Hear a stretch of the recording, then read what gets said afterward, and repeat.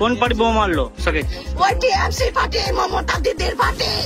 তৃণমূল জবাব দাও, এই অশান্তিময় পথের দায়ী তৃণমূল জবাব দাও। এটাই দুর্ভাগ্যজনক, পশ্চিমবাংলায় ইলেকশন হলেই প্রাণহানি হবে।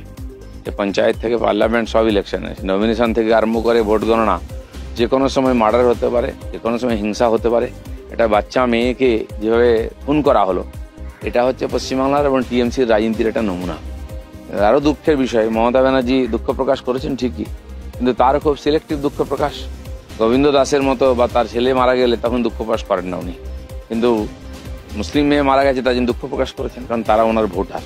এই যে সিলেক্টিভ রাজনীতি ওনার, এটাই এখানে আবার প্রমাণ হয়ে গেছে। লজ্জার বিষয়টা যে মাননীয় মুখ্যমন্ত্রী একজন মহিলা আসন এতটা ইনসেন্সিটিভ, তার পার্টির লোকেরা হারমার, এটা তো গুন্ডা।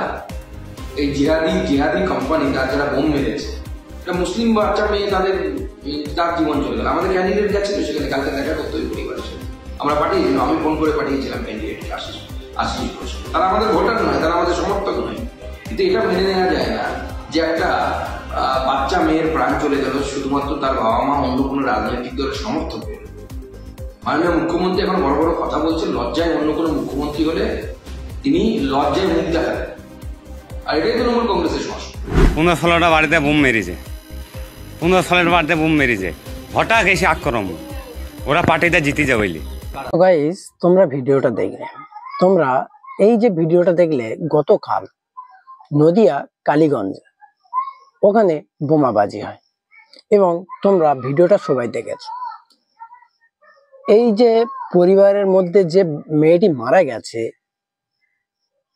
ওই পরিবাররা সিপিএম করতো, ওখানে যে ইলেকশন হয়েছে ওখানে সিপিএম জিতে গেছে, তাই টিএমসিরা বোমাবাজি করে দেখে দেখে, এবং ওই যে বাড়িতে বোমাবাজিটা করেছে তারা করতো সিপিএম, এবং তাদের বাড়ির যে বাচ্চা মেয়েটি ছিল, সেই বাচ্চা মেয়েটিকে আটক করে তাকে বোমাবাজি করে এবং সেই বোমাবাজিতে সেই মেয়েটি মারা যায়। এটা কোন ধরনের রাজনীতি হচ্ছে আমাদের পশ্চিম বাংলায়?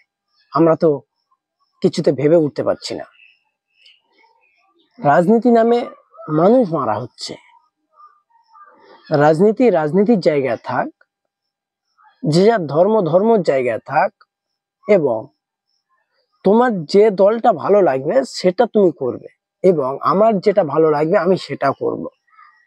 প্রত্যেকটা বছর যখন ইলেকশন আসে,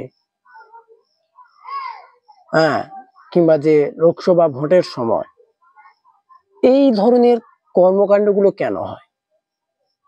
এই ধরনের ব্যবহারগুলো কেন হয়? ভোট মানে মানুষের জান নিয়ে নেওয়া, ভোট মানে গ্রামের মধ্যে মারপিট, উত্তেজনা, জানকে ছিনিয়ে নেওয়া, মেরে দেওয়া, কাটাকাটি, খুনোখুনি। কেন ভাই এগুলো? তোমরা এগুলো কেন করো? আজকে যে বাচ্চাটা মারা গেছে কিংবা যে বাচ্চাটার জান চলে গেছে, সেখানে মমতা ব্যানার্জি ধিক্কার জানিয়েছে যে আমি কোনোদিনও এই কাজগুলোর সমর্থনে নয়, কিংবা যে দল বোমাবাজি করেছে তারাই ছিল টিএমসি, আর টিএমসির লোকই বোমাবাজি করেছে, এবং মমতা সেই বিষয়টাকে ধিক্কার জানিয়েছে। এবং শুধু তো ধিক্কার জানালে হয় না, শুধু ধিক্কার জানালে সবকিছু সমাধান হয়ে যায় না। যে ধিক্কার জানিয়েছ, সেই ধিক্কার জানালে কি যে বাচ্চাটা মারা গেছে তার জানটা আবার কি ফিরে পাওয়া যাবে? না, তাকে 5 কোটি 10 কোটি টাকা দিলে তার পরিবার কি সেই বাচ্চাকে ভুলে যাবে সেই 10 কোটি টাকার জন্য? এগুলো পশ্চিম বাংলায় যা কিছু হচ্ছে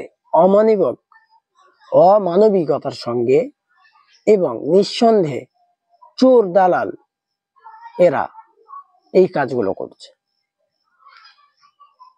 ভাই, পশ্চিম বাংলার শান্তির একটা জায়গা, আগে জানতাম, কিন্তু সেটা এখন আর নয়। এখন ভোটের সময় কোনো রাজনীতির মিছিলে, কোনো রাজনীতির কথায় একদম থাকা ঠিক নয়, কিংবা যা দিনকাল সেই অনুযায়ী রাজনীতিকে সব সময়ের জন্য দূরে রাখতে হবে এবং রাজনীতির দল থেকে দূরে থাকতে হবে। কি অন্যায় করেছিল বাচ্চাটি, কি অপরাধ করেছিল? এই যে টিএমসিরা বোমাবাজি করেছে, এদের বিচার কি হবে? কে বিচার করবে? পুলিশ, প্রশাসন, মন্ত্রী, আর সব তো তাদেরই। বিচারটা করবে কে? বিচারটা করবে কে? খামুখাই জান চলে গেল বাচ্চাকে। তার ফ্যামিলির লোকেরা, তার পরিবারেরা হাউ মাউ করে কাঁদছেন আর দুঃখ প্রকাশ করছেন, কিন্তু কার কাছে প্রকাশ করবেন? না আছে রাজ্যের কোনো আইন, না আছে রাজ্যের কোনো শাসন, না আছে রাজ্যের কোনো বিচার। কি করবেন? চলে গেছে তো চলে গেছে, কিছু করার নেই। কি করবেন তোমরা? এটাই হচ্ছে পশ্চিম বাংলা। আগে আমরা জানতাম শান্তির বাংলা, পশ্চিম বাংলা, এখানে হিন্দু, মুসলিম, জৈন, খ্রিস্টান সবাই ভাই ভাই একত্রিত হয়ে থাকতে হবে, কিন্তু সেটা এখন আর নয়, সেটা এখন আর নেই। সে দিনটা চলে গেছে, সে সময়টা পার হয়ে গেছে। এখন তার উল্টো কিছু হচ্ছে। তাই আমি সমস্ত মানুষকে বলবো, সমস্ত জনগণকে বলবো, রাজনীতির জায়গায় থাক, যে যার ধর্ম জায়গায় থাক, এবং মানুষের মধ্যে যে ভিত্তিটা, যে ভালোবাসাটা, সেটা সেই জায়গা মতো রাখতে হবে। আজকের যারা বোমাবাজি করেছো, আজকে যদি এই বোমাবাজিটা তোমাদের উপরে হতো, কিংবা তোমাদের ফ্যামিলির উপরে হতো, কিংবা তোমাদের বাচ্চার উপরে হতো, তাহলে তোমাদের কতটুকু আঘাত লাগবে? আশা করি এখানে বোঝানোর কিছু নেই, আর আমিও চাই না কাউকে বোঝাতে। তাই যে যার পার্টি সেজারি করো, কিন্তু দয়া করে এগুলো করা একদমই ঠিক নয়। আমি এতটুকুই বলবো। আর ইলেকশনের সময় প্রত্যেকটা মানুষকে সাবধান, সুরক্ষিত এবং সুপরিধান ভাবে ভোট করা উচিত, এবং শান্তিভাবে যাতে ভোট হয় সেটা আমি প্রত্যেককে বলবো। আর আমি এতটুকুই বলছি, দেখা হচ্ছে পরের ভিডিওতে।